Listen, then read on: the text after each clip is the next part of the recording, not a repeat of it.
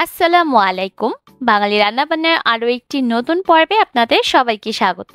আজকের পর্বে তৈরি করে দেখাবো বিয়েবাড়ির বাবুর্চি স্টাইলে জর্দা রাইসের রেসিপি। বিয়েবাড়ির জর্দাটা পছন্দ করেন না এমন মানুষ খুঁজে পাওয়া যাবে না। আমরা প্রত্যেকেই কম বেশি জর্দাটা পছন্দ করে থাকি, তবে বাবুর্চি স্টাইলে যখন আমরা এই জর্দাটা ঘরে রান্না করতে যাই তখন নানা রকম সমস্যার সম্মুখীন হতে হয়।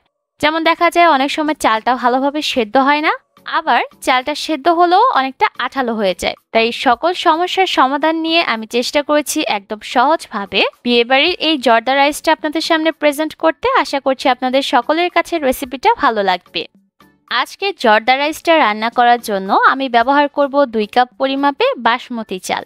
আপনারা চাইলে চিনি গুঁড়া পোলাওয়ের চাল দিয়েও কিন্তু জর্দাটা রান্না করতে পারেন। আমার চ্যানেলে অলরেডি চিনি গুঁড়া পোলাওয়ের চালের 2টা জর্দার রেসিপি আপলোড করা আছে, আমি ডেসক্রিপশন বক্সে লিংক দিয়ে রাখবো, আপনারা চাইলে দেখে নিতে পারবেন। এবার আমাদের প্রথম কাজ হচ্ছে এই চালগুলোকে পানি দিয়ে ভালোভাবে পরিষ্কার করে নেওয়া, তারপর পানিতে আধা ঘন্টার মতো চালগুলোকে ভিজিয়ে রাখা। এতে করে চালগুলো দেখা যাবে অনেকটা নরম হয়ে যাবে আর সাইজেও বেড়ে যাবে। আর যখন আমরা চালগুলো সেদ্ধ করব খুব তাড়াতাড়ি সেদ্ধ হবে আর জর্দাগুলো রান্না করার পর অনেকটা ঝরঝরে হবে।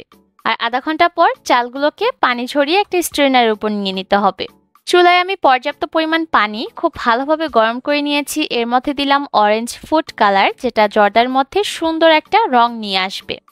সেই সাথে দিয়ে দিলাম পানি ঝরিয়ে রাখা বাসমতি চাল। এবার এই চালটাকে খুব ভালোভাবে সিদ্ধ করে নিতে হবে। ভাত রান্না করার সময় ভাতটাকে আমরা যেমন ভাবে সিদ্ধ করি এই চালগুলোকেও তেমন ভাবেই সিদ্ধ করতে হবে।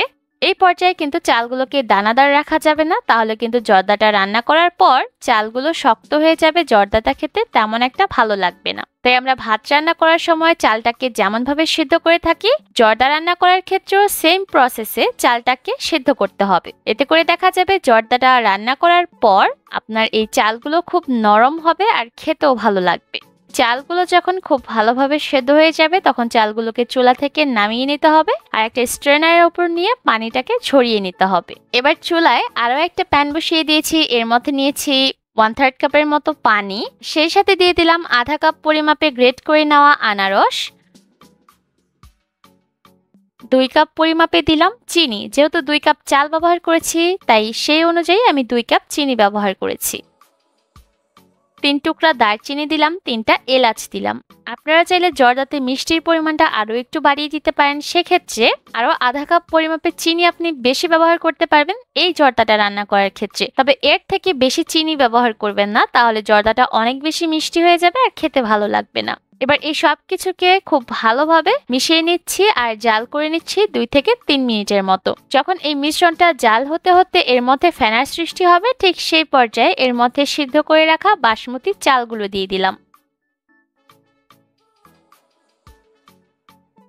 এবার সবকিছুকে একসাথে মিশিয়ে দিচ্ছি। এই পর্যায়ে আলতো হাতে এই সবকিছুকে মিশিয়ে নিতে হবে। যেহেতু বাসমতি চালগুলো সেদ্ধ করে নিয়েছি তাই এই চালগুলো কিন্তু এই পর্যায়ে অনেকটা নরম থাকে, তাই খুব তাড়াতাড়ি করে যদি নাড়াচাড়া করেন তাহলে চালগুলো ভেঙে যেতে পারে।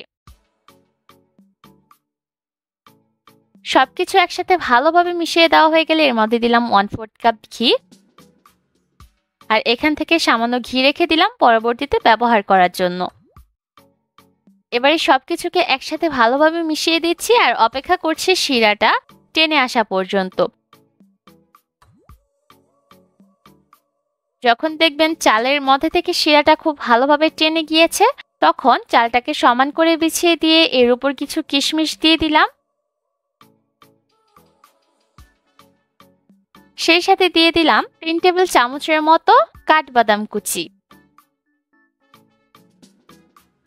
আর যে ঘিটুকু আমি রেখে দিয়েছিলাম সেই ঘিটুকু ছড়িয়ে দিচ্ছি। তারপর চুলার মধ্যে একটা তাওয়া বসিয়ে এর উপর হাঁড়িটাকে দিয়ে একটা ঢাকনা দিয়ে ঢেকে দিলাম।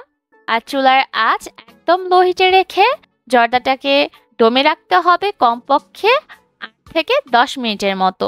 10 মিনিট পর ঢাকনাটাকে খুলে দিলাম আর চালগুলোকে নিচ থেকে একটু উল্টে পাল্টে দিতে হবে আর অবশ্যই আলতো হাতে কাজটা করতে হবে, তা না হলে চালগুলো আবার ভেঙে যেতে পারে বা জর্দাটা একদম ভর্তা হয়ে যেতে পারে। যেহেতু এই পর্যায়ে চালগুলো অনেকটা নরম থাকবে। চালগুলোকে উল্টে পাল্টে দিয়ে দেওয়া হয়ে গেলে এর মধ্যে আমি দিয়ে দিলাম বেবি সুইট মিষ্টি। আর এই মিষ্টিটা আমি কিনে এনেছি, আপনারা চাইলে মিষ্টিটা ঘরেও তৈরি করতে পারেন। আর কিভাবে বেবি সুইট মিষ্টি ঘরে তৈরি করবেন তার একটা ভিডিও আমার চ্যানেলে অলরেডি আপলোড করা আছে, আমি ডেসক্রিপশন বক্সে লিংক দিয়ে রাখবো, আপনারা চাইলে দেখে নিতে পারবেন। মিষ্টি দিয়ে দেওয়া হয়ে গেলে হাঁড়িটাকে আবারও ঢাকনা দিয়ে ঢেকে দেব আর জর্দাটাকে আরও 3-4 মিনিটের মতো দমে রেখে দিব। 4 মিনিট পর ঢাকনাটাকে খুলে দিলাম আর এর মধ্যে কিন্তু জর্দার রাইসটা একদম রেডি। আর দেখে নিশ্চয়ই বুঝতে পারছেন শিরাটাও কিন্তু খুব ভালোভাবে টেনে গিয়েছে। এই পর্যায়ে জর্দাটা একটু আঠালো মনে হলেও যখন দেখবেন জর্দাটা ঠান্ডা হয়ে যাবে তখন এটা অনেকটা ঝরঝরে হয়ে যাবে। সবকিছুকে আরো একবার আমি নেড়েচেড়ে মিক্স করে দিচ্ছি আর দেখে নিশ্চয়ই বুঝতে পারছেন চালগুলো কিন্তু একদমই ভেঙে যায়নি আর জর্দাটাও কিন্তু অনেকটা ঝরঝরে হয়েছে। আর যখন আমরা এটা চুলা থেকে নামিয়ে নিব আর জর্দাটা ঠান্ডা হয়ে যাবে তখন এই জর্দাটা আগের থেকে আরো একটু ঝরঝরে হয়ে যাবে। ঠান্ডা হয়ে যাওয়ার পর আমি জর্দাটাকে একটা সার্ভিং ডিশে তুলে নিচ্ছি। আর জর্দাটা রান্না করার পর এত বেশি টেস্টি আর ফ্লেভারফুল ছিল যে আপনারা বাড়িতে ট্রাই না করলে বুঝতে পারবেন না। যখন আপনারা বাড়িতে এই জর্দাটা ট্রাই করবেন কেউ খেয়ে বুঝতেই পারবেন না এটা ঘরে তৈরি করা জর্দা। দেখার সৌন্দর্যের জন্য আমি উপর থেকে কিছুটা মিষ্টি দিয়ে দিলাম, সেই সাথে কিশমিশ আর কাঠবাদাম কুচি দিয়েছি। সহজ কিছু উপকরণ দিয়ে বিয়েবাড়ির বাবুর্চি স্টাইলের জর্দা খুব সহজে ঘরে তৈরি করে দেখিয়েছি। আশা করছি আপনাদের সকলের কাছে এই জর্দার রেসিপিটা ভালো লেগেছে। বাড়িতে অবশ্যই এই জর্দার রেসিপিটা ট্রাই করবেন, দেখবেন বিয়েবাড়ির সেই বাবুর্চিদের অথেন্টিক জর্দাটা আপনারা ঘরেই তৈরি করতে পারছেন।